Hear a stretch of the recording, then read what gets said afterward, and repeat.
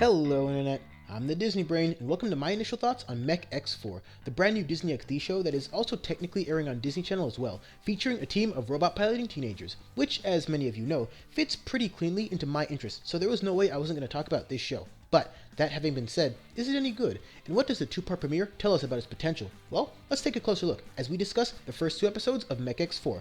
So this show primarily follows the life and times of Ryan Walker, who has recently discovered that he has the ability to telepathically control machines. Pretty interesting start and filled with a myriad of possibilities. He has two best friends named Harris and Justin Bieber, Spider, who serve the fairly standard roles of smart guy and less smart guy. We also learn that Ryan has a very popular older brother named Mark, who will look very familiar to you if you've seen Teen Beach 2. When an attempted prank goes awry, Ryan has a vision of an abandoned ferry that eventually leads him and his two best friends to the title character.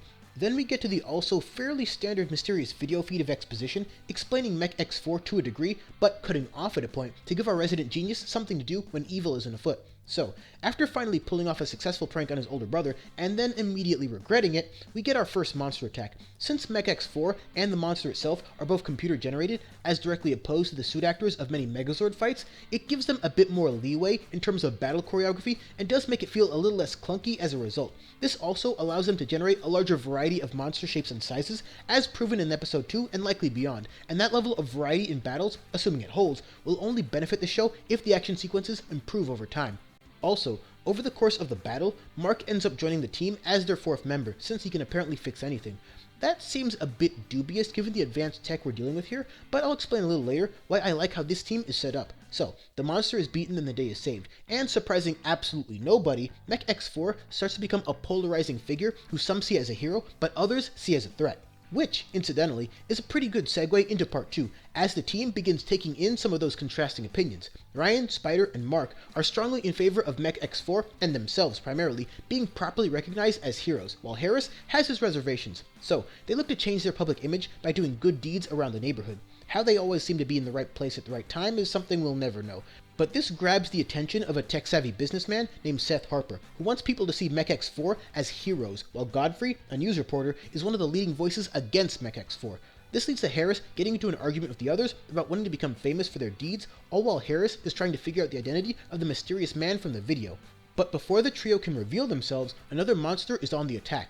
I should also mention at this point that near the end of part 1, their school principal was revealed to be the one making the monsters. So, they fight this new tentacled being, which in the process gets weird goo all over Harris before he's eventually saved by the others. So they take out the monster in a pretty cool way, much to the dismay of evil principal, and save the day again. But at the end of the episode, it's revealed that Harris's interaction with the monster goo ended up having some lingering effects, setting up a major problem for the quartet to deal with in episode 3.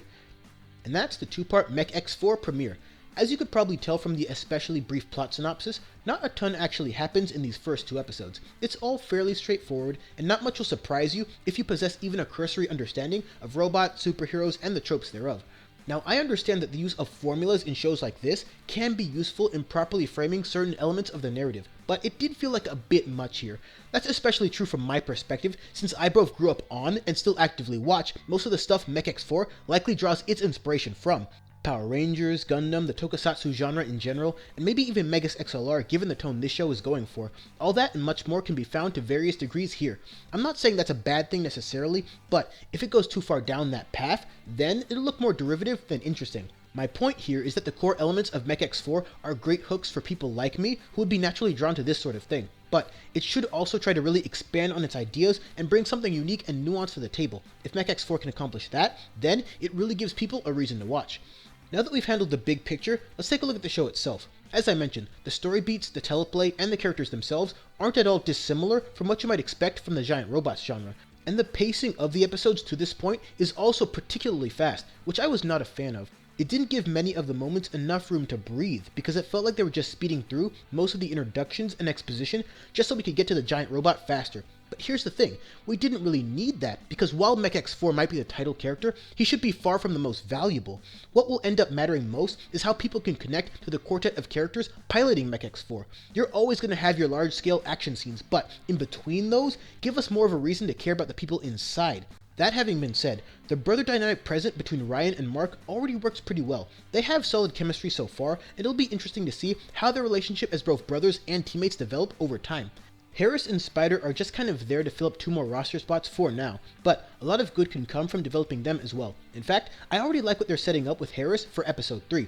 I'm also a fan of how this team is set up, which has everything to do with allocation of responsibility. It makes a lot of sense that if you need a team to run a full robot, that said team would all have divergent tasks, movement, offense, defense, repairs, that all works here, and it'll make for some interesting battles if any one of the 4 are absent. Now that technically already happened in episode 2, but it didn't really play a factor in the battle itself this time around. Another thing I didn't think worked was revealing the villain. There just wasn't any need for that to be revealed so soon, and in a pretty disposable way on top of that. Villains hiding in plain sight are nothing new, but they could have built up to it a lot better. It's like I said, the pacing really hurt the first 2 episodes because it inexplicably felt like it needed to establish so much in just 44 minutes. But, to be fair, the principal doesn't strike me as the one ultimately in charge of these attacks, and I suspect that an even more powerful foe will be waiting in the wings for our heroes, and that could end up being a very compelling aspect of the later Season 1 episodes if structured correctly. The general tone goes for something humorous, and it works at certain points. Now, obviously humor is very subjective, but for me, many of the jokes just didn't land, but some of them did. Steve Marmol, the creator, executive producer, and writer behind this show, has been a part of a lot of great things, but also a few not so great things, so it shouldn't come as any surprise that the writing here is also a bit hit and miss. But so far, the title character is more than pulling his weight because there's a constant potential for upgrades and new weaponry, as hinted at by Harris's finding of the Mech-X4 idea book, and the more tools our heroes have to work with, the better the fight scenes become. Ideally, however, the living characters become the best and most memorable parts of the show, and a lot of that may fall on how they can build around the basic question of why Ryan has his powers to begin with, but that remains to be seen. There's also a minor implication that there might be more technopaths like Ryan out there, maybe even some not so pleasant ones, so the show needs to handle that part really well, because, if done right, it just might become the cornerstone of their entire endeavor.